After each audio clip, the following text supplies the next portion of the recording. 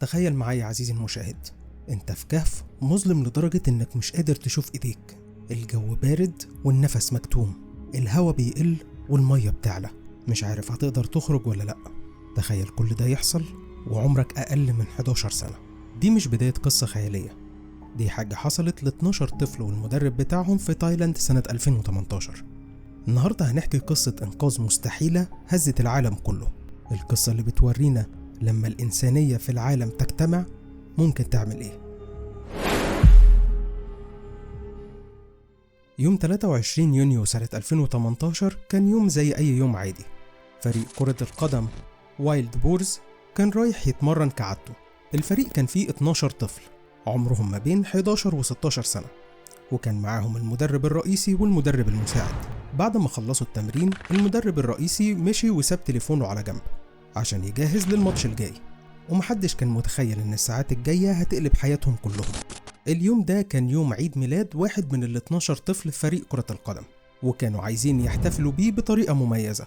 فاتفقوا مع المدرب المساعد ان هم هيروحوا كهف معروف في تايلاند، وهيدخلوا جواه بعمق كبير وهيحتفلوا بعيد ميلاد صديقهم فيه. الخطة دي اللي مفيش ولا طفل قالها لأهله قبل ما يعملوها، ودي اللي كانت غلطة كبيرة جدا. وصلوا الأولاد والمدرب المساعد لمدخل النفق، سابوا العجل بتاعهم وبدأوا يدخلوا على رجليهم. النفق ده اللي من شدة طوله بعد ما بتدخل جواه بشوية انت بتتعزل عن العالم الخارجي. وفجأة بدأت السماء تتملي بالغيوم والأمطار بتنزل بغزارة. كل ده والأولاد مش حاسين ان بيحصل أي حاجة بره، ومحدش فيهم كان متخيل ان ممكن أمطار تحبسهم جوه الكهف دوت لأيام طويلة.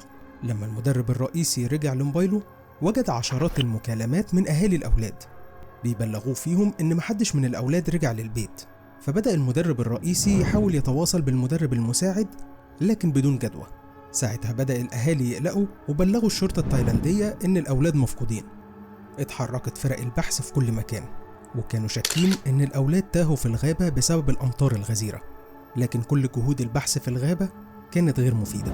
لحد ما واحد من أهل الأطفال دخل على الجروب الخاص بالفريق على الواتساب، ولقاهم كانوا بيتفقوا على خطة لزيارة الكهف اللي كان في منطقة معروف إنها خطيرة.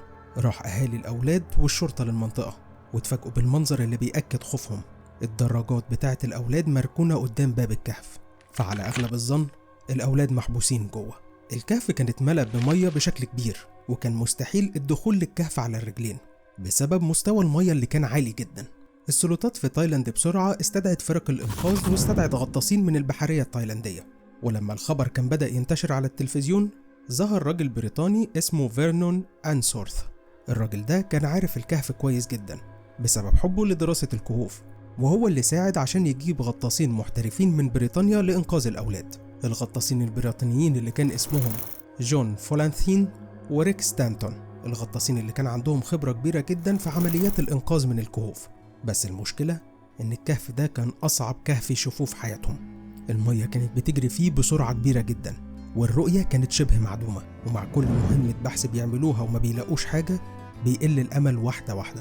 الناس بدأت تخاف إن الأولاد ماتوا، لكن الغطاسين ما كانوش عايزين يستسلموا وفضلوا مستمرين في رحلات البحث جوه الكهف. وبعد 10 أيام من البحث المتواصل حصلت المعجزة.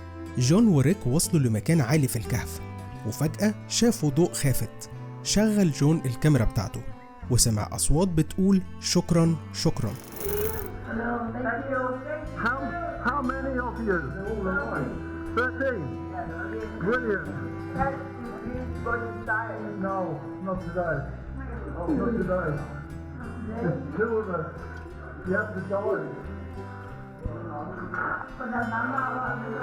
We are coming. It's okay. It's okay. Many people are coming. Many people. We are the first.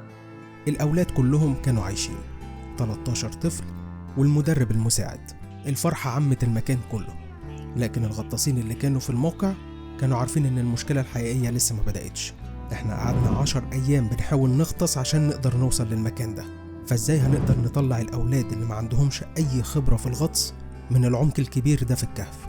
رجع الغطاسين مرة تانية لبره الكهف وأبلغوا السلطات ان كل الأولاد اللي جوه والمدرب المساعد بأمان، لكن صحتهم مش جيدة، وفهموهم قد ايه محاولة الإنقاذ دي هتكون صعبة. وبدأوا يسألوهم ايه الاقتراحات اللي ممكن يعملوها لإنقاذ الأطفال. كان في كذا اقتراح اتعرض، كلهم اقتراحات مجنونة. زي إنهم يعلموا الأولاد الغطس أو يحفروا نفق كبير لسقف الكهف. لكن المشكلة إن من سطح الأرض لسقف المنطقة اللي فيها الأولاد جوه الكهف كانت هتحتاج حفر بعمق 750 متر، وده اللي كان هياخد وقت طويل جدا وممكن الأولاد ما يقدروش يستحملوا للمدة دي. وفكرة تانية إنهم قالوا هنستنى لما موسم الأمطار يخلص وبعد كده ندخل نجيب الأولاد، لكن برضو ما كانش متوقع إن الأولاد يقدروا يتحملوا لحد الوقت ده. وبعدها ظهرت أكتر فكرة مجنونة ممكن تتعمل. واحد منهم قال: إيه رأيكم نخدر الأطفال ونطلعهم وهم نايمين؟ الفكرة المجنونة ديت خلتهم يستدعوا الدكتور ريتشارد هاريس، طبيب تخدير وغطاس محترف جه من أستراليا عشان يساعد. في الأول لما عرضوا عليه الفكرة رفضها بشكل كبير، لكن بعد ما عرضوا عليه بقية الاقتراحات لإنقاذ الأولاد اكتشف إن فكرة التخدير مع إنها مجنونة هي الأنسب للوضع الموجود دلوقتي. لو عجبتكم القصة لحد دلوقتي اعملوا لايك للفيديو وسبسكرايب للقناة عشان تجيلكم فيديوهات الجاية. يلا نكمل القصة. الخطة هتمشي كالتالي: هيلبسوا الأولاد بدل غطس ويخدروهم ويحطوا لهم قناع غطس خاص بيغطي الوش بالكامل، وهيربطوا إيديهم ورا ظهرهم، وبعدين الغطاسين هيسحبوهم في المية لحد ما يخرجوهم من الكهف. الغطاسين كانوا خايفين طول الوقت، لو حصل أي مشكلة للقناع اللي الأولاد لابسينه هتنتهي حياتهم على الفور. كل شوية كانوا بيضطروا يحقنوا الأولاد بالمخدر تاني في الأجزاء اللي ما فيهاش مية من الكهف وهم شايلينهم على نقلات. أول يوم قدروا يطلعوا 4 أولاد، تاني يوم قدروا يطلعوا 4 كمان، وفي اليوم الأخير كان فاضل 4 أولاد والمدرب المساعد. وهنا حصلت المشكلة. آخر ولد كان صغير جدا والقناع ما كانش بيركب على وشه كويس. الغطاسين حاولوا يستخدموا قناع تاني بس برضه ما كانش مظبوط على وش الولد، فما كانش قدامهم غير إنهم يركبوا أصغر مقاس للقناع ويتمنوا إن عملية الإنقاذ تعدي على خير.